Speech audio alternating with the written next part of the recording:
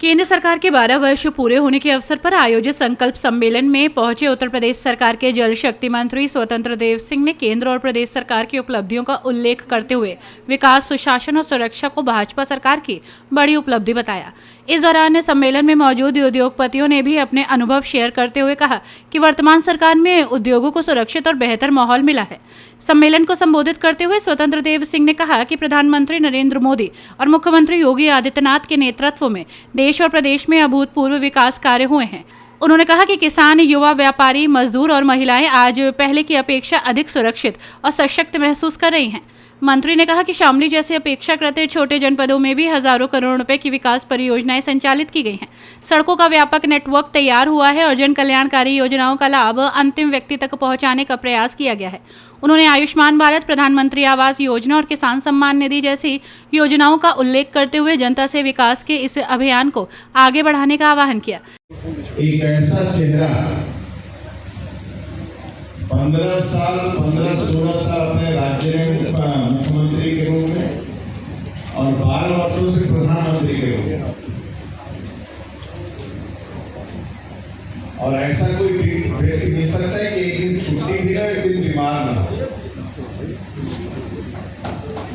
यानी उत्कृष्ट सेवा, इतना का रात दिन परिश्रम की पराकाष्ठा किसके लिए?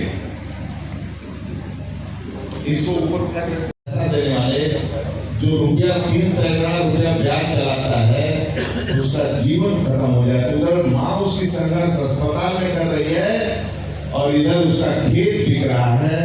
तब एक बालक गरीब परिवार में जन्मा, जो रेलवे स्टेशन पर चाय बेचा, संघर्षों में जिया, उसको सुख का छांव नहीं मिला। जब ऐसा देश का प्रधानमंत्री बनता है तो 5 लाख आयुष्मान का कार्ड देता है और इलाज के लिए बहनों को, माताओं को 5-5 लाख का कार्ड देती है और 42 करोड़ लोगों को इससे लाभ लेते हैं और 11 करोड़ लोग उपचार में फायदा देते हैं। तब आत्मा खुश है और दुश्मनों का विनाश भी करेंगे। हम बातचीत भी करेंगे, जरूरत पड़ी तो सर्जिकल स्ट्राइक करेंगे। और मित्रों, 1993 में मुंबई बम धमाके हुए कांग्रेस सरकार लाचार थी। 2005 में दिल्ली बम धमाके हुए कांग्रेस लाचार थी।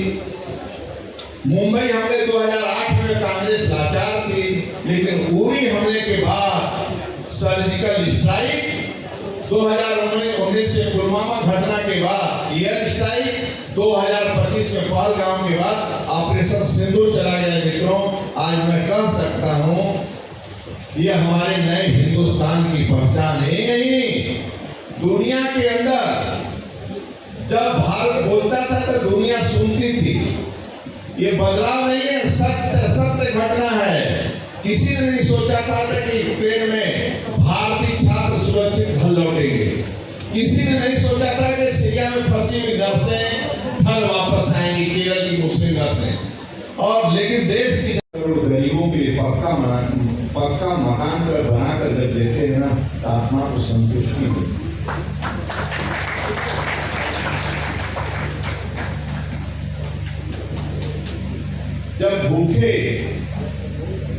जब बुंदेलखंड से लेकर शामली तक भूख से लोग आत्महत्या करते थे, कभी सूखा पड़ता था, जब 81 करोड़ लोगों को फ्री में अन्न देकर और एक गरीब भूख से न सोए, जब वो भूखे के पास अन्न पहुंचता है ऐसे 81 करोड़ लोगों को देश के अंदर, तब आत्मा को शांति मिलती है। सेवा ये नहीं, जब माताएं बहनें धुएं के चपेट में आंखें खराब होती थी और शौच के लिए शाम तक इंतजार करती थी, और जब वह जाती थी, जब 12 करोड़ शौचालय बना के इज्जत कर देते हैं तो शांति मिलती है, और 10 करोड़ गैस का कनेक्शन देते हैं तो ऐसा लगता नहीं बहन भी सम्मान से दे। कब्जा मत करो, चबूतरा आगे बढ़ाकर बनाओ। नंबर 1। नंबर 2, गांव में छोटे छोटे बच्चों के लाठी मत निकालो। नंबर 3, जब अपने स्कूल से, प्राइमरी स्कूल से या किसी स्कूल से मेरा नन्हा सा पोता या पोती या बेटा घर आता है ना, तो दरवाजे पर माँ बेटी खड़े रहो, माँ पिता खड़े रहो, और जैसा बेटा आता है थोड़ा गोदी में ले लो, गोदी लगा लो और गले में चिपका लो। इसमें ऐसा कौन है जो अपने बच्चे का स्कूल से छूटने का इंतजार करता है? हाथ उठाओ। तो महिलाएं तो करती, पुरुष कम है। आप जानते हो आपके जीवन का धरोहर कौन है? आप साम्राज्य खड़ा कर दो 50 करोड़ का, 100 करोड़ का, लोग साथ जैसे बोल रहे हो, पूरा साम्राज्य खड़ा कर दो, लेकिन अपने बेटे को साम्राज्य को संभालने के लिए नहीं तैयार करोगे बचपन से, तो साम्राज्य कौन संभालेगा? भले अपने मां के लिए 5 लाख का आयुष्मान कार्ड और एक मकान नहीं दिया, लेकिन हिंदुस्तान के मां को देने का काम किया आदरणीय नरेंद्र मोदी। तो ऐसा बेटा कैसे तैयार करोगे? हर गरीब परिवार का बेटा वहां पहुंचना है। इसलिए आप अपने बच्चों को अपना पेट काट के पढ़ाओ। कल लड़ाई ज्ञान की लड़ाई है, ईमानदारी की लड़ाई है, ईमानदारी से बिजनेस करने वालों की लड़ाई है, ईमानदारी से राजनीति करने वालों की लड़ाई है। आने वाला समय ईमानदार लोगों की है और ज्ञान लोगों की है।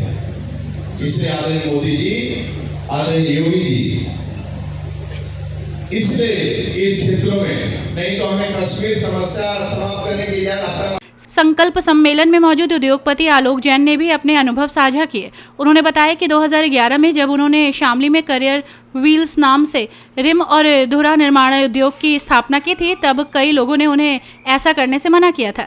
उनका कहना था कि उस समय व्यापारिक माहौल चुनौतीपूर्ण था और उद्योग चलाना आसान नहीं था। उन्होंने कहा कि आज क्षेत्र में बड़ी संख्या में लोगों को रोजगार मिल रहा है और उद्योगों के विस्तार की संभावनाएं बढ़ी हैं। उनके अनुसार वर्तमान सरकार में कानून व्यवस्था मजबूत होने से उद्यमियों का विश्वास बढ़ा है। पहले हम माल विदेशों में बेचते थे, पहले उसने बेचने के लिए हमें एक्साइज विभाग पर जाना पड़ता था, साहब ये हमें परमिशन दे दो, हमें कंटेनर भेजना है विदेश में, हमारा कंटेनर खड़ा है। वो आते थे 1 दिन में 2 दिन में हमारा डैमेज चढ़ता रहता था कंटेनर का, और अपनी जो भी उनकी कार्रवाई उसको पूरी करके 2-3 दिन में हमारा काम करते थे, हमारा डैमेज चढ़ता था और उनकी जो भी दक्षिणा थी वो ले लेते थे। मोदी सरकार ने वो कार्य किया है कि नहीं उद्यमी सेल्फ रेगुलेशन करेगा। अब मैंने जो माल इस कंटेनर में लोड किया है, वो ये माल मैं उसको डिक्लेयर करता हूँ और मैं अपने साइन करता हूँ।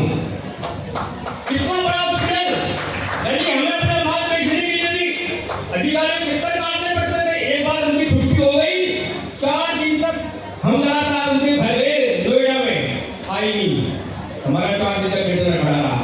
ऐसी बहुत से कार्य हैं जो इस सरकार ने, मोदी सरकार ने किए हैं।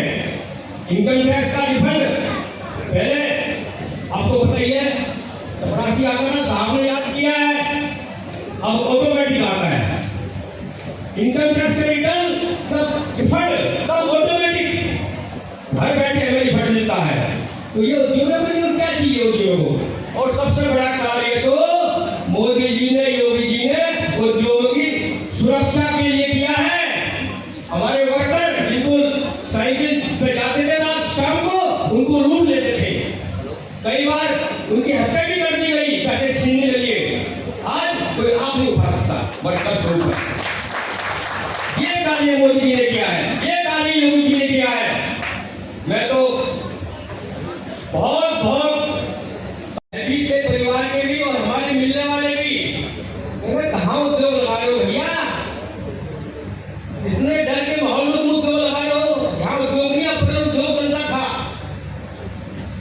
किस वातावरण में आप इतना बड़ा उद्योग लगा रहे हो? अरे नोएडा लगाओ, कोई और से शहर में लगाओ, या जो यहाँ आपका माल एक्सपोर्ट हो सकता हो समुद्र के पास लगाओ, प्रति हमने और हमारे परिवार ने ये निर्णय किया, नहीं, हम अपने ही क्षेत्र में अपना उद्योग लगाएंगे और अपने लोगों को रोजगार देंगे, चाहे कुछ भी हो जाए। साथियों, शुरू में बहुत समस्या आई, बहुत संघर्ष किया। शामली के नाम से बाहर के लोग आने से डरते थे। शामली, वहां आपने फैक्ट्री लगाएंगे, कोई छोटी मोटी फैक्ट्री लगाएंगे, हम नहीं आएंगे वहां। जो कंपनी के पास हम जाते थे वो हमें यही जवाब देते थे। 2 साल तक हम खाली बैठे रहे, लेकिन हमने और हमारे बच्चों ने हिम्मत नहीं हारी। जब हमने उन लोगों को वीडियो ले जाकर अपनी मशीन की अपनी टेक्नोलॉजी दिखाई तो वो लोग यहाँ आने पर मजबूर हुए। लोग बाग आना शुरू हुए। उसके पश्चात मोदी सरकार आई, योगी सरकार आई, फिर तो ऐसा माहौल बना, उद्योगों को संजीवनी मिल गई इस क्षेत्र में। जो उद्यमी यहाँ डरता था, आज सुबह चिट्ठी मिल जाएगी मुझे, आज सुबह ये हो जाएगा, वो निर्भीक हो गया और अपना उद्योग, अपना व्यापार शान से, इज्जत से करने लगा। पहले तो नहीं, तो महीने में कितने कोई चिट्ठी आती रहती थी, सबको पता है। तो योगी सरकार और मोदी जी सरकार ने उद्यमियों को, व्यापारियों के लिए जो कार्य किया है वो एक ऐतिहासिक कार्य है कि आज का उद्यमी, आज का व्यापारी निर्भीक होकर अपने उद्यम चला रहा है, अपने व्यापार चला रहा है। मैं आपको एक छोटा सा उदाहरण देता हूँ। संकल्प सम्मेलन के दौरान बड़ी संख्या में पार्टी कार्यकर्ता, उद्योगपति, व्यापारी और स्थानीय नागरिक मौजूद रहे। अपनी राय कमेंट में जरूर बताइए और ऐसी ही बड़ी खबरों के लिए रॉयल बुलेटिन को लाइक, शेयर और सब्सक्राइब करना न भूलें।